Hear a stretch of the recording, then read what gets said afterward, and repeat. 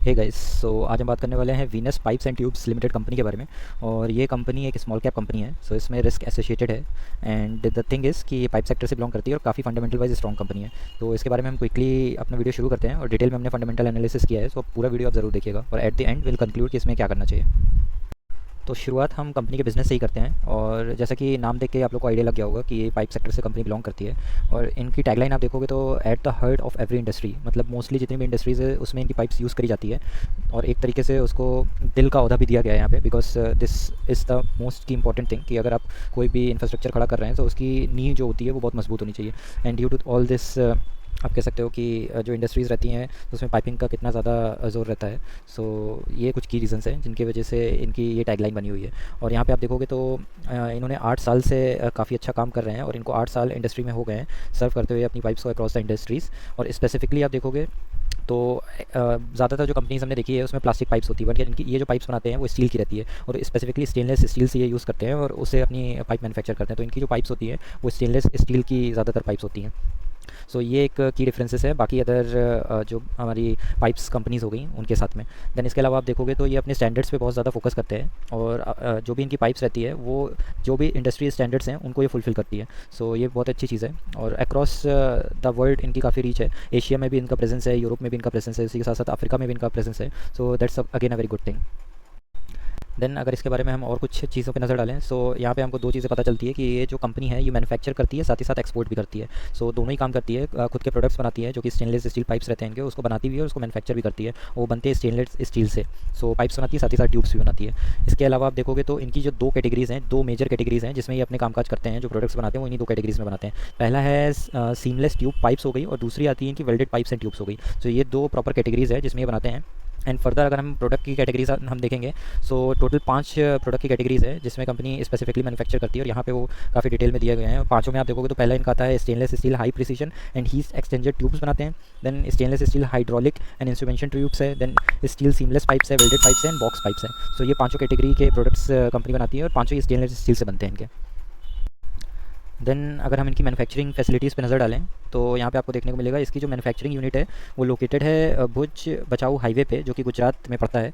और स्पेसिफिकली आप देखोगे तो ये जो मैन्युफैक्चरिंग इनकी यूनिट है ये प्रोड्यूस करती है 10,800 मिलियन टन की इसकी कैपेसिटी है पर एनम ये प्रोड्यूस करते हैं प्रोडक्ट्स। और इसी के साथ यूटिलाइजेशन देखोगे तो ऑलमोस्ट 90% के आसपास का यूटिलाइजेशन है सिर्फ सिंगल इनकी जो मैन्युफैक्चरिंग यूनिट है इसी से। देन इसी के साथ साथ जो इनकी मैन्युफैक्चरिंग यूनिट है उसी में इनका स्टोरेज फैसिलिटी भी अवेलेबल है इसी मैन्युफैक्चरिंग यूनिट में, जो कि ये यूज़ करते हैं अपनी इन्वेंट्रीज़ को रखने के लिए। जो भी रॉ मटेरियल्स लगते हैं या फिनिश प्रोडक्ट्स होते हैं उन सभी के लिए ये स्टोरेज फैसिलिटी का यूज़ करते हैं। देन यहाँ पे अगर हम देखें एक्सपेंशन प्लान इनके कि कंपनी का आगे एक्सपेंशन प्लान क्या है, सो कंपनी ने क्लियरली मेंशन किया है जो इनका प्रोडक्ट है सीमलेस, जो कि इनका प्रोडक्ट है seamless welded pipes and tubes. और इसकी जो कैपेसिटी बढ़ाने वाले हैं वो 3,600 से लेके बढ़ाने वाले हैं 7,200 तक। और इसी के साथ साथ 9,600 की कैपेसिटी है जिसको बढ़ाने वाले हैं 14,400 तक। सो ये इनके आगे के फ्यूचर प्लान्स हैं जिसको लेकर कंपनी अपना काम कर रही है। और इसके अलावा आप देखोगे तो यहाँ पे आपको दिखेगा कि जो मदर हॉलो पाइप्स है उसकी भी कैपेसिटी बढ़ाने वाले हैं 9,600 से 9,600 तक। सो ये इनके आगे के प्लान है। और कंपनी ने अभी रिसेंटली एसिड रीजनरेशन प्लांट इसको इंस्टॉल किया है अपनी मैन्युफैक्चरिंग फैसिलिटी में, जिससे ये इंप्रूव करेंगे अपने ऑपरेटिंग मार्जिन को।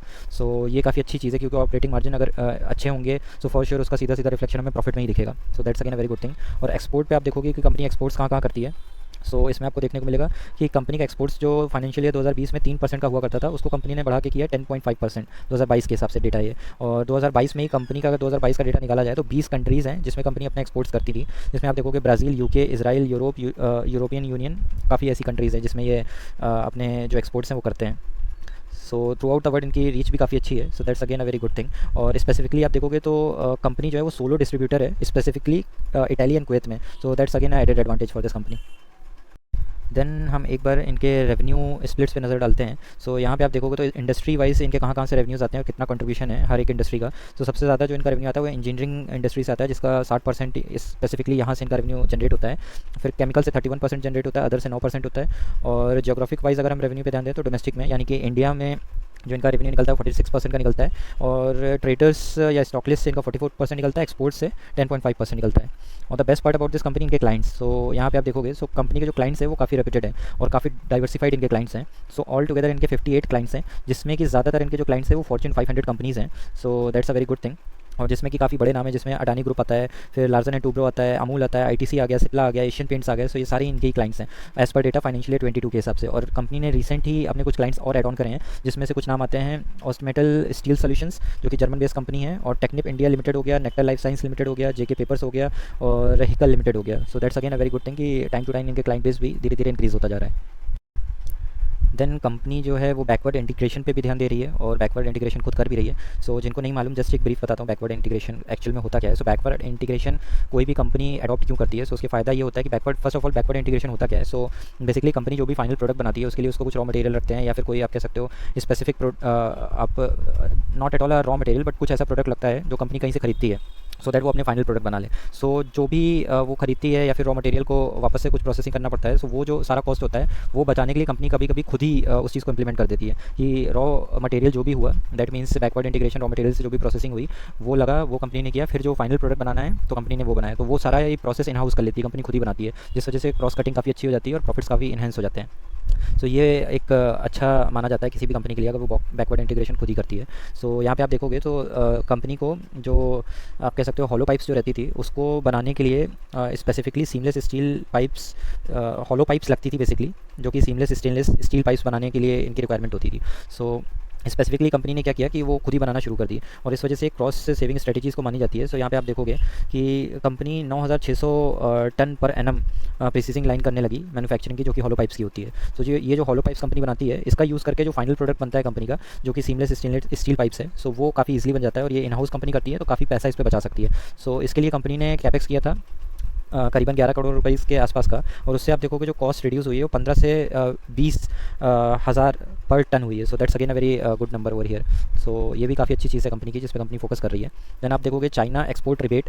सो स्पेसिफिकली क्या होता है कि ये जो भी स्टेनलेस स्टील पाइप्स होती है, सो इसका जो सबसे बड़ा एक्सपोर्टर है वो चाइना है, और स्पेसिफिकली आप देखोगे तो इंडिया से ही एक्सपोर्ट करता है, और अराउंड 54% का इम्पोर्ट्स हुआ था इंडिया में स्पेसिफिकली। सो यहाँ पे आप देखोगे तो ये एक रिस्क फैक्टर रहता है, जिसकी वजह से 13% का चाइनीज़ गवर्नमेंट ने खुद को, वहाँ की जो चाइनीज़ कंपनी है उनको रिबेट दिया, जिस वजह से वो प्रमोट कर रहे हैं कि उनका जो डोमेस्टिक मार्केट है वहीं से माल उठाया जाए।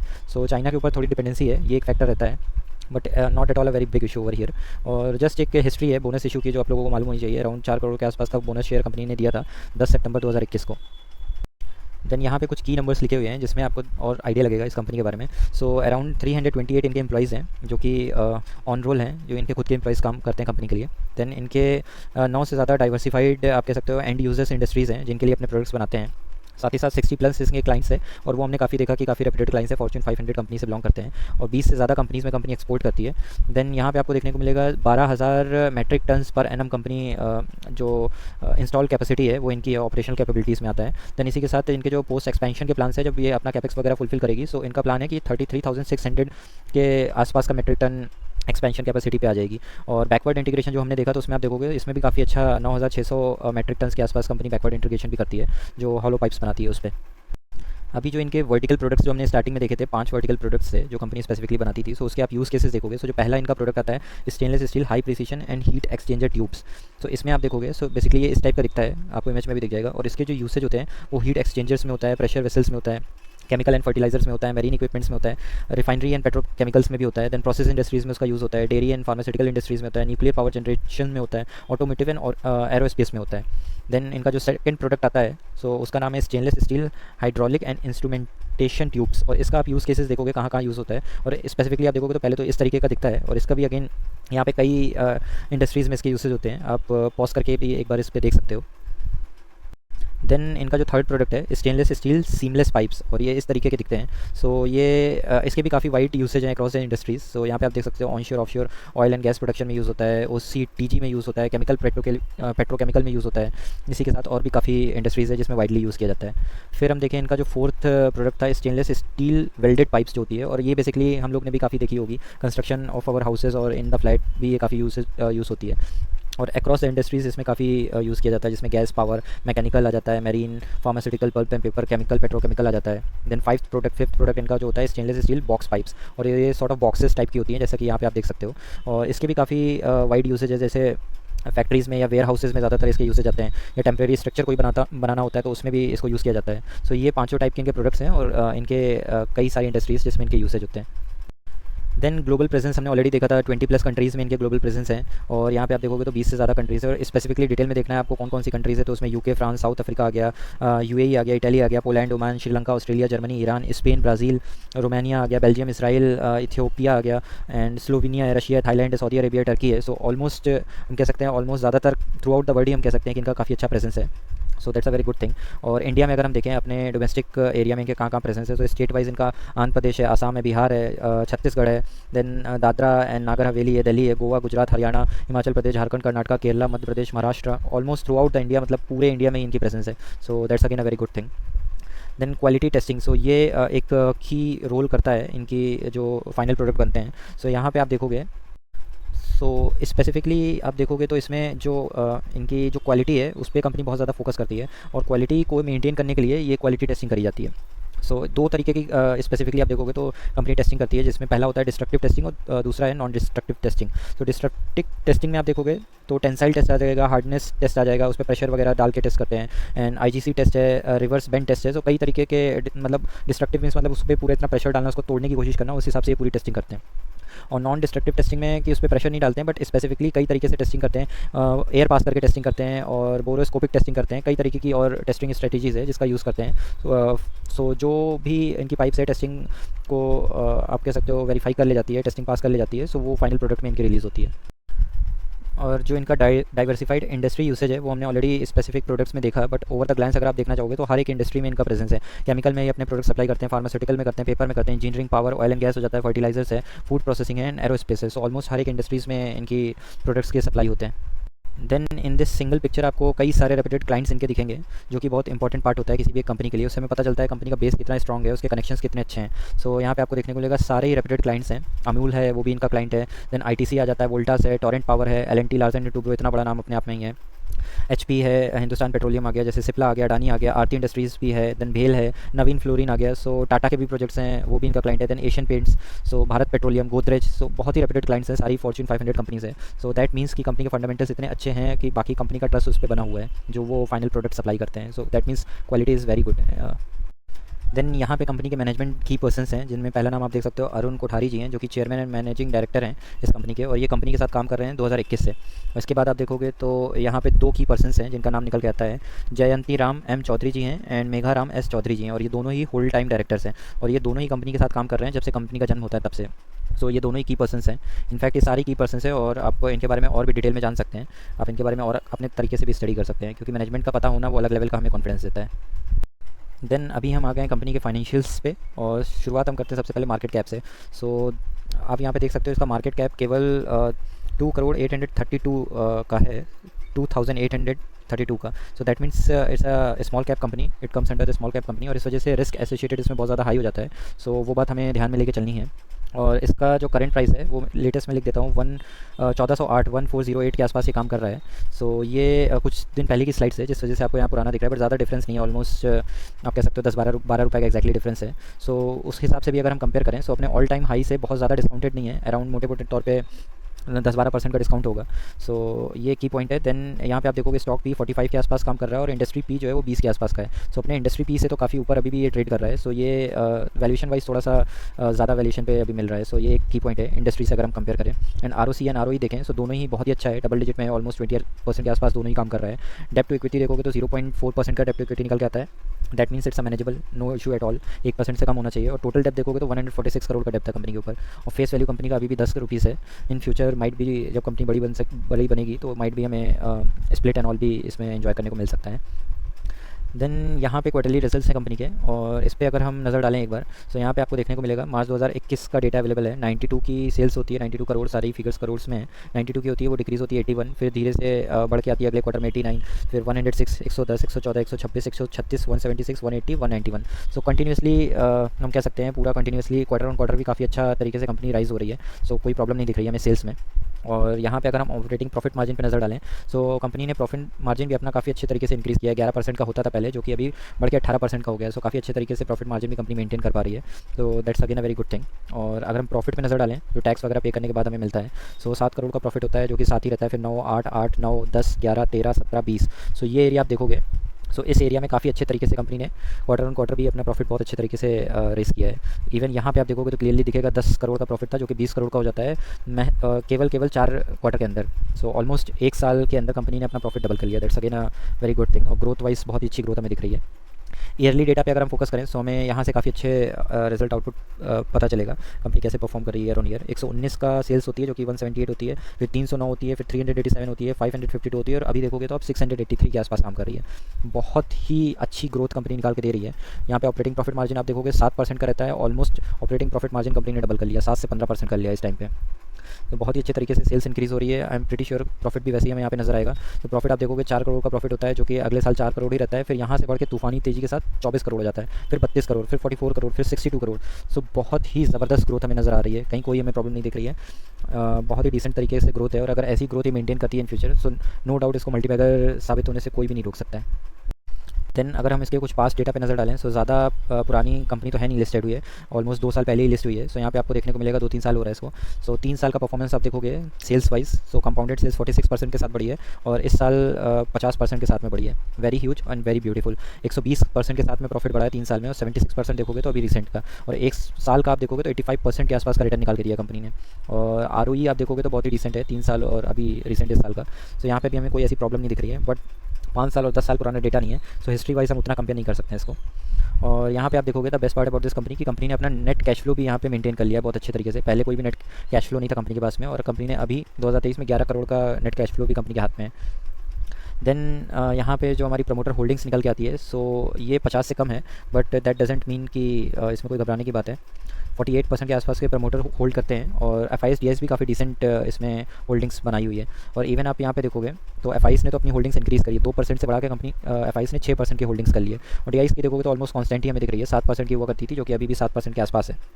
रिसेंट क्वार्टर में आप देखोगे तो स्लाइटली सा रिड्यूस किया है कंपनी ने, बट दैट्स कम्प्लीटली फाइन। और बचा कुचा जो पोर्शन रहा वो पब्लिक के पास आ जाता है, 37% के आसपास पब्लिक ओन करती है इसमें।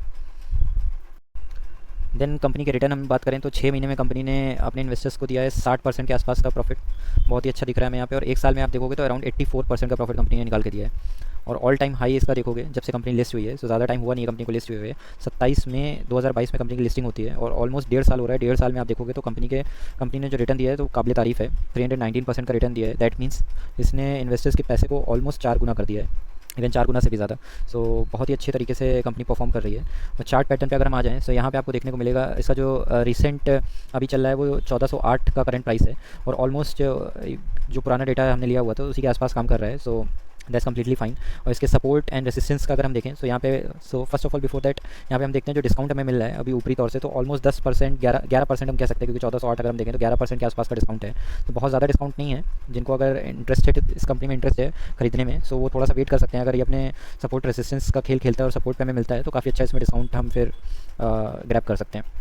सो 3 ऑलमोस्ट सपोर्ट एंड रेसिस्टेंस के पॉइंट्स मैंने यहाँ पे ड्रॉ किए हैं। सो सबसे पहला जो आपको पॉइंट मिल रहा है ये आप देखोगे, सो इसका जो एक डिसेंट सपोर्ट आता है, एक अच्छा सपोर्ट जिसको हम कह सकते हैं, वो 1250 रुपये का है। यहाँ पे इसने कई बार आप देखोगे सपोर्ट लिया, यहाँ पे कई बार सपोर्ट लिया, सो यहाँ पे इवन कई बार सपोर्ट लिया। सो बहुत अच्छा इसका सपोर्ट है। अगर इस लेवल पे मिलता है सो ऑलमोस्ट उस टाइम पे हमें 20% के आसपास का डिस्काउंट होगा, और उस टाइम पे फिर काफ़ी अच्छा मौका होगा हमारे पास खरीदने के लिए। But we are not sure कि उस लेवल पे आएगा कि नहीं आएगा। सो इसके अकॉर्डिंग अगर हम दूसरा इसका सपोर्ट देखें, सो अगर मिड सपोर्ट हम देखें तो ऑलमोस्ट अपने मिड सपोर्ट पे ही काम कर रहा है। यहाँ पे आप देखोगे सो कई बार कंपनी ने रेजिस्टेंस फेस किया, फिर वापस यहाँ पे सपोर्ट लिया। सो अभी एक तरीके से अपने सपोर्ट पे ही अवेलेबल है। ये जो इसका 1400 का सपोर्ट लेवल है, ऑलमोस्ट 1395 से 1400 का लेवल निकल के आता है इसका सपोर्ट का। सो ये अपने सपोर्ट के आसपास ही काम कर रहा है, मिड सपोर्ट। अगर कोई बहुत ही इंटरेस्टेड है, किसी के पास इसका एक भी स्टॉक नहीं है, सो वो इस लेवल पे भी खरीदारी कर सकता है। देन हम इसका जो रेसिस्टेंस है, नियर टर्म रेसिस्टेंस, वो ऑलमोस्ट 1500 एक हम कह सकते हैं 1500 से लेके 1507 रुपीज़ के आसपास का इसका रेसिस्टेंस निकल के आता है। तो या तो अगर किसी को फाइनल शॉट लेना है, या तो इसके ऊपर जाके ये क्लोजिंग देता है, इस रेंज में आपको मिलता है, तो आप इसमें श्योरिटी के साथ खरीदारी कर सकते हैं। जिनको अभी भी लेना है, जिनके पास कुछ भी नहीं है, वो इस लेवल पे भी खरीदारी कर सकते हैं। और जिनके पास ऑलरेडी काफ़ी अच्छी क्वांटिटीज़ है और उनको वेट कर रहे हैं एक अच्छे लेवल का, सो वो 1250 लेवल पे अगर ये आपको मिलता है तो उसमें और एड ऑन करने के बारे में आप सोच सकते हैं। सो ये सब कुछ कंपनी के बारे में हमने कवर कर लिया है। और कंक्लूड करें अगर अपना वीडियो, सो सिंपल लाइन में मैं ये कहना चाहूँगा कि fundamental wise company is a very very good, बहुत ही अच्छी कंपनी है। फंडामेंटल वाइज, सेल्स वाइज कोई प्रॉब्लम नहीं दिख रही, ग्रोथ वाइज कोई प्रॉब्लम नहीं दिख रही, प्रॉफिट वाइज कोई प्रॉब्लम नहीं दिख रही। सो हर एक पैमाने पर कंपनी बहुत ही अच्छा परफॉर्मेंस कर रही है। कैपेक्स भी कंपनी प्लान कर रही है। सो नो डाउट अगर किसी को एक हाई रिस्की और हाई रिवॉर्डिंग कंपनी में जाना है, अगर कोई प्रीफर करता है हाई रिस्क की हाई रिवॉर्डिंग कंपनी, सो वो अपने रिस्क एपेटाइट के साथ में इसमें फॉर श्योर जा सकता है। बहुत ही अच्छी कंपनी है और इसी तरीके से परफॉर्मेंस रहा, so it will be a multibagger in the upcoming future. So इसी के साथ हम अपना वीडियो यहीं पे क्लोज करते हैं। और अगर आपको हमारे वीडियोस पसंद आए so please feel free to like our videos and subscribe to our channel. और आपको किसी और कंपनी के बारे में जानना है so feel free to comment it down, और उसके अकॉर्डिंग हम अपने और भी वीडियोस लेके आएंगे। Till then take care guys, and मिलते हैं किसी और वीडियो के साथ। Bye bye, take care.